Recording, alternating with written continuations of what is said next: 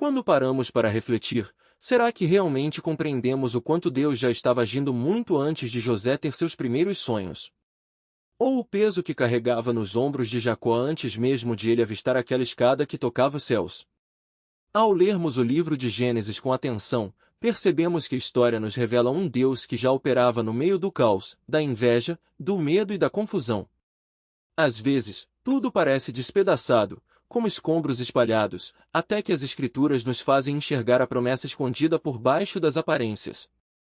Essa é a trajetória de Jacó e José, pai e filho, uma narrativa marcada por traições, exílios e um propósito divino que se desenha mesmo nos momentos mais sombrios. Essa história ecoa profundamente na memória cristã negra, ressoando em tempos de escravidão, migrações forçadas, dor, resistência e, pela graça de Deus, libertação. Hoje, abrimos as páginas de Gênesis com reverência, não para alimentar especulações ou teorias mirabolantes, mas para permitir que a palavra fale por si mesma, com clareza e força, iluminando nossa história, nossas dores e nossas esperanças. Se essas palavras tocarem seu coração, deixe um sinal de que está aqui. Gênesis 27 e 28 nos apresentam uma família despedaçada pela mentira. No capítulo 27, Jacó se aproxima de seu pai, Isaque, não como ele mesmo, mas disfarçado de Esaú. As palavras falsas, as peles de cabrito em seus braços, as roupas emprestadas, a refeição preparada para imitar o que Esaú traria de sua caça. Isaque, já idoso e quase cego, é enganado. Coloca as mãos sobre Jacó e lhe concede a bênção destinada ao primogênito. Quando Esaú retorna e descobre o que aconteceu, seu grito de desespero é tão intenso que ainda hoje nos abala. Pai, abençoa-me também a mim. A Bíblia não tenta justificar o engano de Jacó. Não diz que sua mentira foi aceitável. Apenas relata os fatos. E isso é importante. Não devemos apressar explicações para as ações das pessoas. Não inventamos motivações que o texto não menciona. Observamos o que está escrito, reconhecemos o dano causado e aprendemos com o que Deus decidiu revelar. Sabemos que Rebeca, a mãe, preferia Jacó e arquitetou o plano. Vemos o medo de Jacó, que temia receber uma maldição em vez de uma bênção se seu pai descobrisse a farsa. E acompanhamos Esaú, que passa da tristeza profunda para a fúria, planejando matar o irmão assim que Isaque falecesse. Jacó, então, foge às pressas de casa, enviado para Harã para escapar da ira de Esaú. Essa família não está unida. Está ferida, dividida, desconfiada.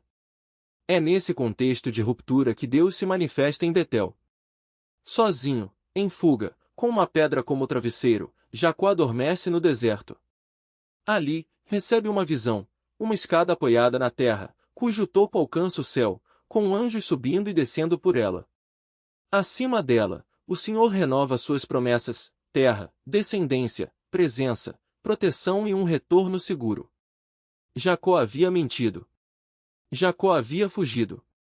Mesmo assim, Deus o encontra, não porque Jacó merecesse, mas porque o Senhor é fiel à aliança que fizera com Abraão e Isaque.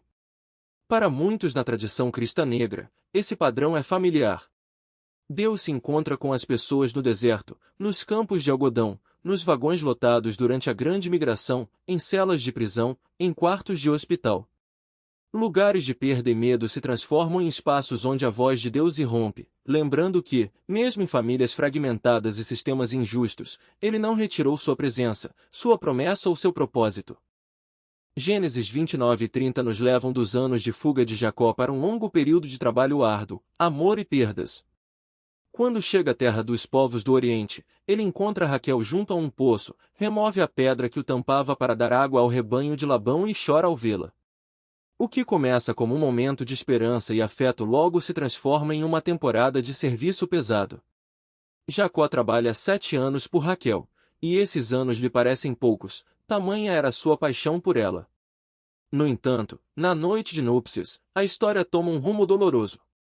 Labão engana Jacó, levando-lhe Lia em vez de Raquel. Aquele que havia enganado o próprio pai agora experimenta o gosto da traição. Labão justifica seu ato invocando o costume local, não se dá a filha mais nova antes da mais velha. Jacó aceita completar a semana de celebração e trabalhar mais 7 anos por Raquel.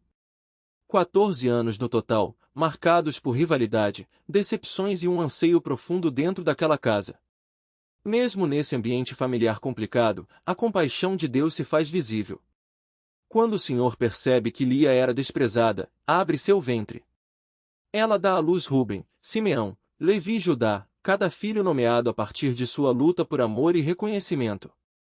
Seus descendentes se tornariam pilares do futuro de Israel. Levi seria o ancestral da tribo sacerdotal, e Judá, a linhagem por meio da qual Cristo viria, como Mateus 1 registra na genealogia de Jesus. Deus não está endossando o favoritismo ou as rivalidades. Ele está agindo de forma redentora dentro delas. Gênesis 30 retrata uma casa cheia de tensões. Duas irmãs em competição, duas servas envolvidas no conflito, um marido dividido entre elas e muitos filhos nascidos em meio a comparações e queixas. Ainda assim, mesmo ali, Deus continua multiplicando a família. Ele não abandona sua promessa de fazer crescer a descendência de Jacó e avançar sua aliança. Para muitas famílias negras, essa realidade ressoa fundo. Nossos lares conheceram dificuldades financeiras, migrações, encarceramentos e quebras de confiança, e mesmo assim, ao longo das gerações, Deus preservou a fé, respondeu orações e levantou filhos e filhas que carregam o nome de Jesus. Em lares marcados por tensões e sobrevivência, sua misericórdia de aliança permaneceu. Gênesis 37 nos apresenta José no centro de uma dinâmica familiar dolorosa. Israel, ou Jacó, amava José mais que todos os seus filhos, pois era o filho de sua velhice, e demonstrou esse amor com uma túnica especial. Esse favoritismo visível despertou inveja nos irmãos. Além disso, José teve sonhos dados por Deus, imagens de feixes e estrelas se curvando, que sugeriam um futuro em que ele seria exaltado acima de sua família. José não pediu para ser o filho preferido. Não pediu por sonhos que o destacassem. No entanto, tanto o favoritismo que recebeu quanto as revelações que carregava se tornaram as razões de seu sofrimento. Quando vai ao encontro dos irmãos no campo, o texto relata que eles o avistam de longe e começam a tramar contra ele. Arrancam-lhe a túnica, o símbolo do amor especial do pai, e o lançam em um poço vazio, sem água, deixando-o preso e desamparado. Depois, ao passarem mercadores ismaelitas, vendem-no por 20 moedas de prata, tratando o próprio irmão como mercadoria. Para encobrir o crime, molham a túnica no sangue de um cabrito e a apresentam a Jacó, fazendo-o acreditar que José havia sido devorado por um animal selvagem. O luto de Jacó é profundo. Rasga suas vestes, veste-se de pano de saco e se recusa a ser consolado, dizendo que descerá ao túmulo em prantos por seu filho. Gênesis 37 termina com José sendo levado para o Egito. José revela sua identidade não apenas com palavras, mas com lágrimas que atravessam anos de silêncio e dor. O texto diz que ele chorou tão alto que os egípcios ouviram, e a notícia chegou até a casa de Faraó. Aquele pranto não era apenas de alívio, mas de um reencontro que carregava o peso de décadas de separação, traição e, agora, redenção. Os irmãos, paralisados pelo medo, não conseguiam responder. Como reagir diante daquele que haviam vendido como escravo, mas que agora governava sobre eles com autoridade e misericórdia? José, porém, não se detém no passado. Ele faz uma pergunta que corta o coração da história: ainda vive meu pai? A pergunta não é apenas sobre a vida de Jacó, mas sobre a possibilidade de restauração. Quando os irmãos confirmam que o pai ainda vive, José os chama para perto e diz: chegai-vos a mim. Essas palavras são um convite à reconciliação, um gesto que transforma o poder em proximidade. Ele explica que Deus o enviará diante deles para preservar vidas, não para vingança. A fome que assolava a terra não era apenas um desastre natural, mas um instrumento nas mãos de Deus para reunir uma família dispersa. A narrativa avança para o momento em que José envia seus irmãos de volta a Canaã com provisões, carros e presentes, instruindo-os a trazer Jacó e toda a família para o Egito. Quando eles chegam e contam a Jacó que José está vivo e governa sobre o Egito, o coração do velho patriarca quase para. Por anos, ele havia chorado a perda do filho, recusando-se a ser consolado, e agora a verdade o atinge como um raio. José não apenas estava vivo, mas era um príncipe no Egito. A incredulidade dá lugar à alegria, e Jacó declara: basta. Meu filho José ainda vive. Irei vê-lo antes que eu morra. A viagem de Jacó ao Egito é um dos momentos mais emocionantes do livro de Gênesis. Deus aparece a ele em visões noturnas, reafirmando a promessa feita a Abraão: não temas descer ao Egito, porque eu farei de ti uma grande nação ali. Jacó parte com toda a sua família, filhos, noras, netos, rebanhos e bens, um clã que já somava 70 pessoas. Quando chegam à terra de Gósen, José corre ao encontro do pai. O texto diz que ele se lançou ao pescoço de Jacó e chorou longamente. Não há palavras que descrevam aquele abraço, um pai que pensava ter perdido o filho para sempre e um filho que, contra todas as probabilidades, se tornará instrumento de salvação para sua família. José apresenta seu pai e seus irmãos a Faraó, que os recebe com honra e lhes concede a melhor terra do Egito para habitar. A família de Jacó próspera, multiplica-se e enche a terra.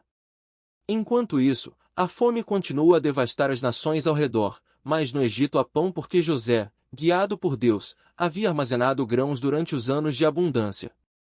O mesmo homem que fora vendido como escravo agora alimentava o mundo, inclusive aqueles que o haviam traído. O livro de Gênesis termina com Jacó abençoando seus filhos e netos, profetizando sobre o futuro de cada tribo. Antes de morrer, ele faz José jurar que não o enterrará no Egito, mas na terra que Deus prometera a Abraão, Isaque e a ele. José cumpre a promessa, levando os ossos de seu pai para serem sepultados em Canaã. E, em seus últimos dias, José também faz seus irmãos jurarem que, quando Deus os levar de volta à terra prometida, levarão seus ossos consigo. Ele morre no Egito, mas sua fé permanece fixa na promessa de Deus. Deus certamente vos visitará e vos fará subir desta terra para a terra que jurou dar a Abraão, a Isaque e a Jacó. A história de José não é apenas sobre um homem que superou a adversidade, mas sobre um Deus que transforma o mal em bem, a traição em redenção e a escravidão em liberdade. Ela nos lembra que, mesmo nos momentos mais escuros, quando tudo parece perdido, Deus está trabalhando em silêncio, tecendo os fios de nossas vidas em um plano maior do que podemos ver. E que, no tempo certo, Ele revela sua fidelidade de maneiras que ultrapassam nossas expectativas. Incapaz de falar, mas José não usa seu poder para condená-los. Em vez disso, ele interpreta o pecado deles à luz do propósito maior de Deus. Deus me enviou adiante de vocês para preservar vidas, diz ele. Mais tarde, ele repete essa verdade em outra forma: vocês planejaram o mal contra mim, mas Deus o transformou em bem. José providência para que toda a sua família venha para o Egito e registra a última jornada de Jacó, guiada pela promessa divina em uma visão noturna de que Deus estaria com ele e traria seus descendentes de volta. O mal humano é real, e José não o ignora. No entanto, acima e através dele, a bondade soberana de Deus age para salvar muitas vidas e restaurar uma família que antes estava despedaçada. Quando ouvimos a história de Jacó e José, reconhecemos padrões que ecoam na história da Igreja Negra. Nosso povo conheceu os poços, lugares de humilhação, pobreza e desespero. Conhecemos prisões, às vezes celas literais, às vezes sistemas que nos trancaram para fora e nos aprisionaram. Conhecemos a traição de vizinhos, governos e até mesmo igrejas que se recusaram a enxergar nossa plena humanidade. Conhecemos a perda por linchamentos, segregação, violência policial e roubo econômico. Conhecemos a migração, dos navios negreiros à grande migração, deixando para trás terras e parentes em busca de sobrevivência. E, no entanto, através de tudo isso, a Igreja Negra também conheceu a libertação.